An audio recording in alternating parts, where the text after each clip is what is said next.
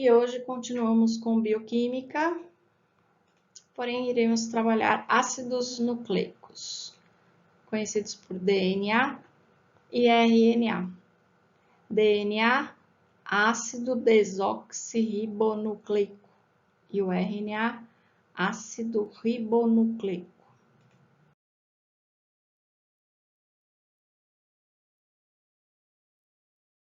A ser pesquisados, no final de 1800, já tinha-se uma ideia de que existia alguma molécula responsável pela hereditariedade, que é alguma coisa que fazia passar a característica de um organismo para o outro. E essas pesquisas elas foram evoluindo. Nos Estados Unidos e na Inglaterra, muitos pesquisadores trabalhavam em cima disso e em cima de outros assuntos também, como Rosalind Franklin. Rosalind Franklin era uma biofísica e ela conseguiu capturar em uma foto a forma do DNA, que era uma forma de dupla hélice, eram duas hélices enroladas no eixo. Quem trabalhava e quem pesquisava sobre DNA na época era Watson e Crick.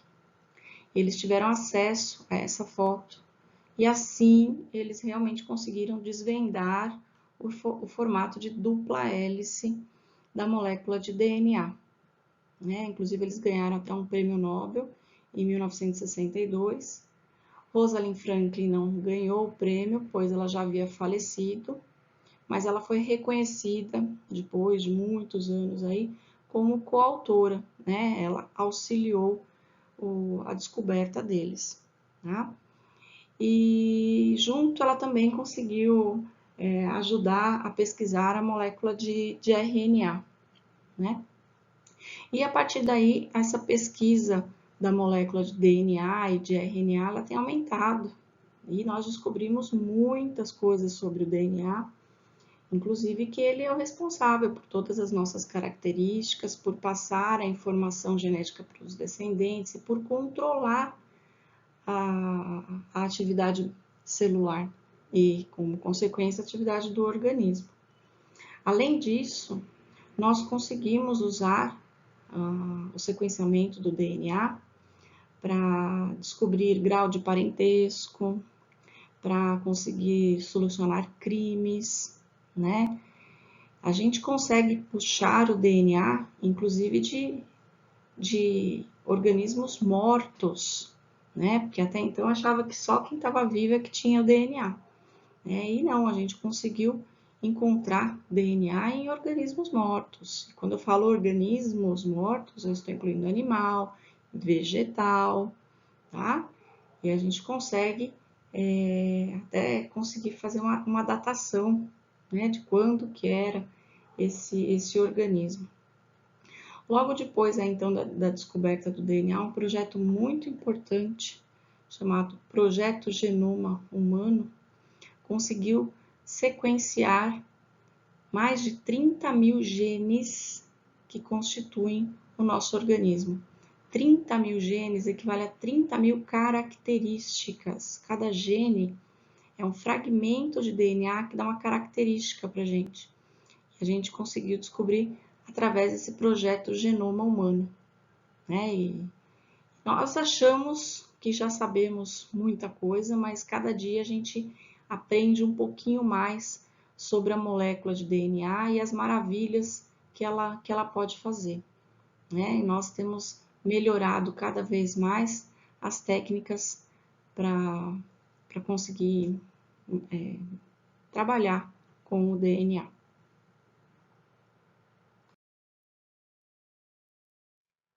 Começando então, aqui eu tenho a carioteca, vou botar numa cor mais forte, a carioteca, tá? Que separa o material genético do resto da célula. Essa carioteca ela tem poros, esses buraquinhos aqui facilitam o transporte de nutrientes de dentro para fora da célula, ok? Aqui dentro, tudo emaranhado, espalhado, está o material genético, que nós chamamos também de cromatina, tá? Vamos pegar um filamento dessa cromatina e vamos ampliar, ó. Aqui está o filamento da cromatina e a gente vai ampliar, a gente começa a conseguir enxergar umas bolinhas, tá vendo? Essas bolinhas são as estonas. O material genético ele está enrolado nessas estonas, ó. Vamos ampliar cada vez mais até que a gente consegue ver a fita dupla, aqui, ó, do DNA. Então, cada filamento desse equivale a uma molécula de DNA. É a mesma coisa que eu falar, cada cromossomo equivale a uma molécula de DNA. Os nucleicos, eles são constituídos por partes menores chamadas nucleotídeos. Assim como os carboidratos têm as unidades monossacarídeos, as proteínas têm as unidades aminoácidos, os ácidos nucleicos têm as unidades nucleotídeos. Percebam que no nome, né, sempre fazendo referência ao núcleo, porque é a maior parte, né, dos ácidos nucleicos nós encontramos no núcleo, tá? Não é regra, exclusividade do núcleo, mas ele é encontrado em grande parte no núcleo. Os nucleotídeos, eles são formados por um grupo fosfato, normalmente a gente representa por uma bolinha.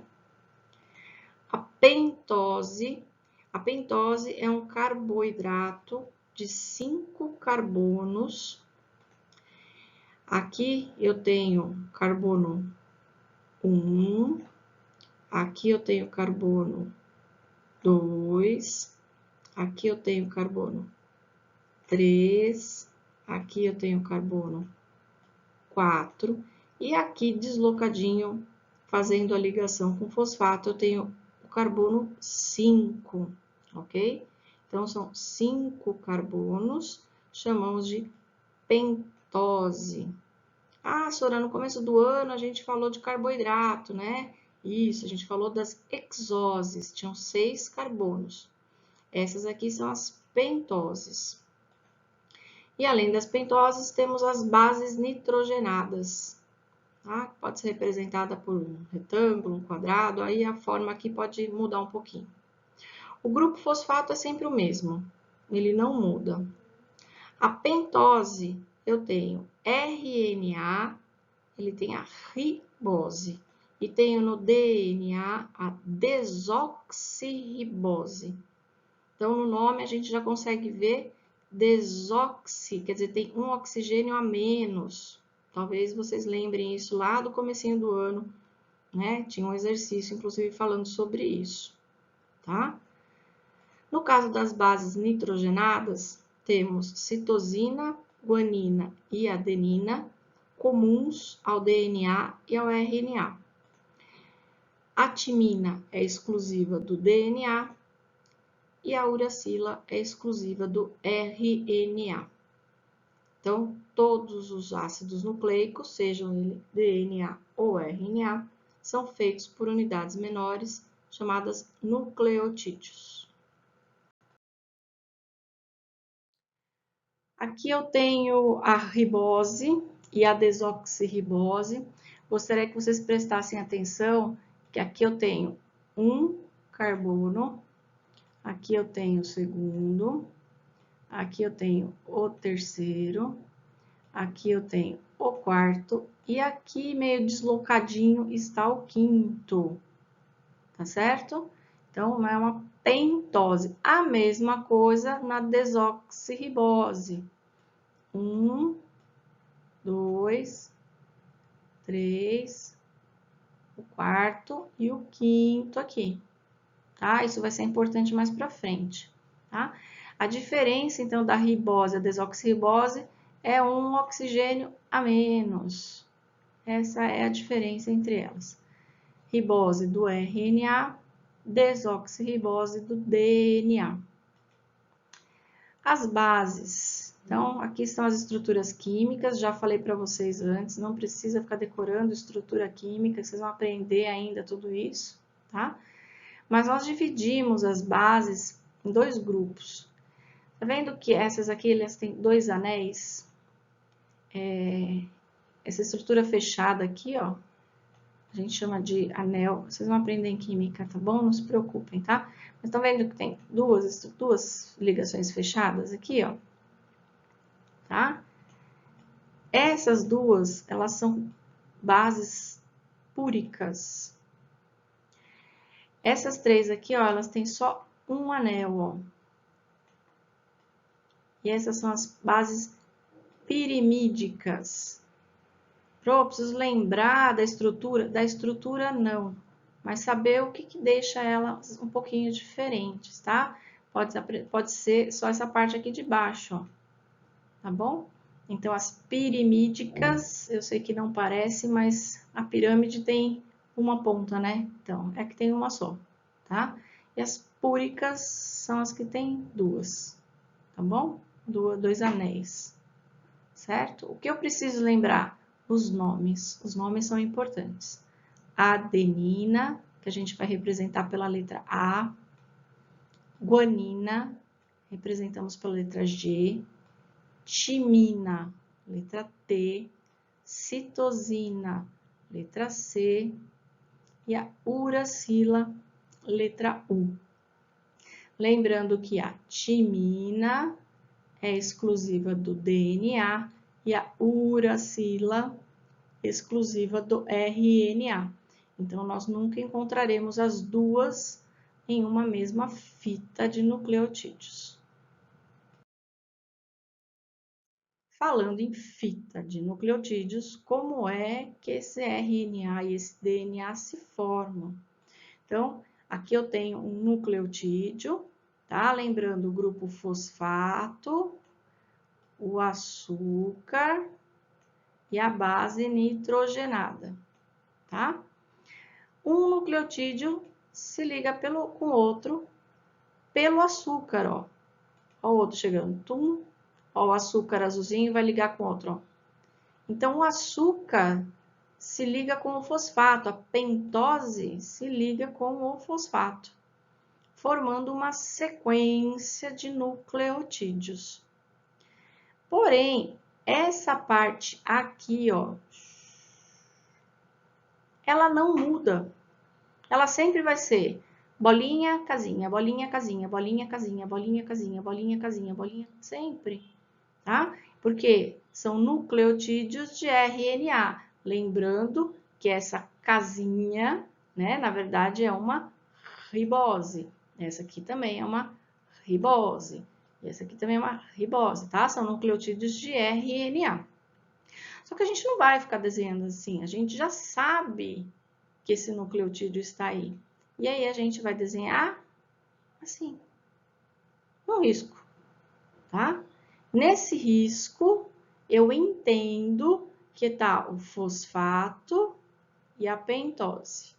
Fosfato, pentose.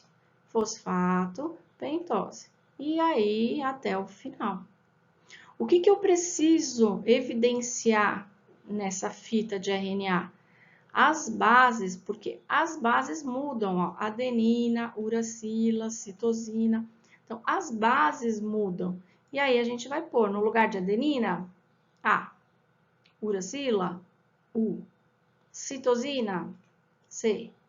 Guanina, G. Citosina de novo, C. Adenina, A. Então, a gente só vai colocar em evidência as iniciais das bases nitrogenadas, ok?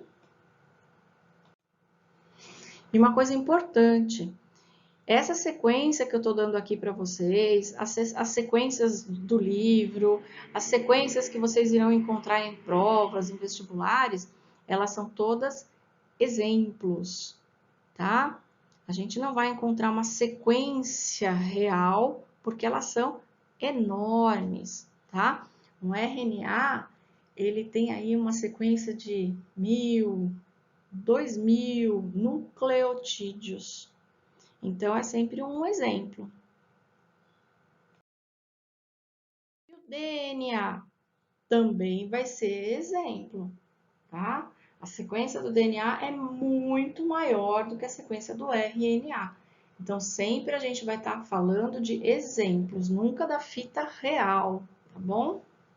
Eu posso falar de fragmentos da fita, tá? Mas dela inteira, não. Bom, o DNA, como a gente já comentou antes, ele é uma fita dupla. Então, eu tenho uma fita, né? Vamos lembrar, ó, fosfato, o açúcar e a base nitrogenada. Agora apareceu o T da timina, tá? Dentro do açúcar aqui da casinha tem a letra D de desoxirribose. Ah, senhora, mas você não falou que era fita dupla? Pois é, então. Nessa fita única, vai se ligar uma outra aqui na frente, ó.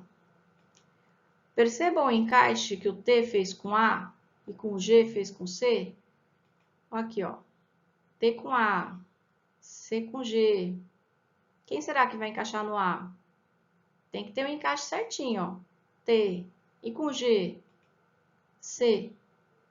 Percebam que o A sempre encaixa no T e o C sempre encaixa no G. Olha o formato que a gente representa, ó. Não dá para o A, que é bicudinho, encaixar no G, né? Não dá para entrar um bicudo aqui, ó. Certo? Essa sequência aqui, deixa eu mudar aqui. Esta sequência aqui e esta sequência aqui, a gente já sabe que é sempre fosfato, açúcar, fosfato, açúcar, fosfato, açúcar. O que muda? O que muda são as bases, ó. Então, a gente não vai ficar fazendo desenho desse tamanho. A gente vai fazer 2 riscos e vai colocar em evidência só as bases nitrogenadas. Tá vendo? Lembrando que o A encaixa com T e o C encaixa com G. E assim é que fica, então, a nossa molécula de DNA. Agora, percebam o seguinte. Nós temos aqui fosfato ligado no açúcar, ligado à base nitrogenada. Aí aqui tem outro fosfato ligado no açúcar, ligado na base nitrogenada. E outro fosfato, açúcar e base nitrogenada, né? Por aí vai, formando uma sequência de polinucleotídeos, né? Então, são vários nucleotídeos ligados pelo fosfato, ok? Mas eu gostaria que vocês prestassem atenção na pentose. A pentose tá lá, né? Parece uma casinha, né? Tá lá de pezinha. E pra cá, ela liga com o fosfato dela, certo? Lá no comecinho eu falei para vocês que essa é uma pentose, porque ela tem 5 carbonos. E aqui fica o carbono 1. Aqui está o carbono 2, carbono 3, carbono 4. E aqui deslocadinho, carbono 5, ok? Percebam que o carbono que está ligado aqui no fosfato é o 5. E o carbono que vai ligar com o outro nucleotídeo que está aqui embaixo vai ser o carbono 3. Então, embaixo eu sempre vou ter o 3 e em cima eu sempre vou ter... deixa eu arrumar aqui. E em cima eu sempre vou ter o 5. Então, embaixo tem o 3 e em cima tem o 5. Repara aqui, ó, 5 linha aqui em cima, 3 linha aqui embaixo. Esses números 5 e 3 correspondem à posição do carbono dentro do carboidrato, tá? Então, aqui sempre eu vou ter o carbono mais externo para cima, o 5, e para baixo, o 3. Ah, Sora, e o 1, o 2 e o 4? Esquece do 1, 2 e 4. Agora, eles não interessam pra gente, tá bom? Agora, percebam mais uma coisa. Na outra fita, a casinha tá de ponta cabeça, ó. Repara que o oxigênio está lá em cima e aqui o oxigênio está lá embaixo. Então, a fita está de ponta cabeça. Se ela está de ponta cabeça, inverte. O 5 fica para baixo e o 3 fica para cima, ok? Outro detalhe importante para perceber aqui, ó. Percebam que aqui, vou pegar aqui de cima, ó, entre a adenina e a timina, tem duas ligações. Essas ligações são as chamadas pontes de hidrogênio, aquelas ligações fracas, né? Que ocorrem com o hidrogênio e alguém. Pode ser um oxigênio ou um N, né? Entre o A e o T, sempre existirão duas pontes de hidrogênio. Agora, olha lá embaixo, ó. 1, 2, 3. Entre o C e o G, sempre teremos 3 pontes de hidrogênio. Eu até gosto de brincar, né? Porque quando liga A com T, vocês têm duas pontes. Então, vocês fazem AT, toda unidade letiva, e vale 2 pontos. Entre o G e o C, são 3 pontes de hidrogênio. E toda unidade letiva tem a PG, fica mais fácil de lembrar. Para montar uma fita dupla de DNA, eu vou sempre receber uma das fitas, né? O exercício ele vai dar para mim uma das fitas e a gente vai ter que fazer a complementar. Lembrando que quem encaixa com T é o A. Isso, então A. E com G, quem encaixa? O C. E com C? O G. E assim eu vou formando a minha fita, sempre respeitando A com T e o C com G. Formei a sequência, vou passar um risco, lembrando que esse risco laranja aqui representa a ligação do grupo fosfato com o açúcar, ok? Mas nós não precisamos evidenciar. Essas duas fitas, elas ficam enroladas em forma de dupla hélice, né? As duas fitas helicoidais sobre o seu eixo, tá? É lógico que no caderno a gente não precisa fazer a fita enrolada, tá? A gente pode fazer do jeito que está aqui, inclusive até na horizontal, para aproveitar a linha do caderno, tá bom? E aí foi descoberto que existia uma certa relação entre as quantidades das bases nitrogenadas. Chargaff foi quem descobriu isso. Ele percebeu que existia uma relação entre as bases. Então, se eu encontro aqui 6 adeninas, 1, 2, 3, 4, 5, 6, eu também tenho 6 timinas, 1, 2, 3, 4, 5, 6, porque elas se encaixam. Vamos ver, se eu tenho aqui 1, 2, 3, 4, 5 guaninas. Quantas citosinas eu tenho? 1, 2, 3, 4, 5. É a mesma quantidade, tá? Porque elas se encaixam. Porém, como eu já havia dito, essas fitas, né, que são dadas como exercício, são exemplos, né? As moléculas de DNA, elas são grandonas. Então, a gente fala em porcentagem, tá? Então, o exercício vai falar, num fragmento de DNA ou numa molécula de DNA, 21% das bases são citosina. Então, 21% é C. Poxa, se é 21%, quer dizer que o total tem que ser 100, certo? E eu sei que o C está na mesma quantidade que o G. Então, se tem 21% de C, eu tenho 21% de G. 21 mais 21 somam quanto? 42%.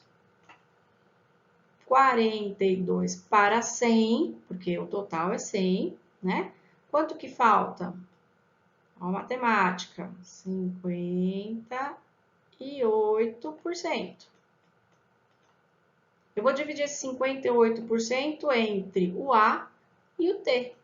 29% para A, 29% para T. Quando eu somo as 4, 100%.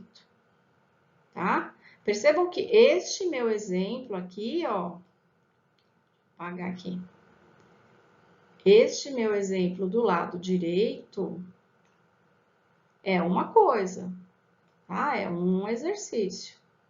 O do lado esquerdo é outro exercício, tá? Essa sequência que eu dei aqui para vocês, volto a dizer, é um exemplo, tá? O que vai ser cobrado de vocês numa prova, no vestibular, são exemplos, tá? Não precisa ficar decorando isso aqui, T, T, T, G, C, não precisa.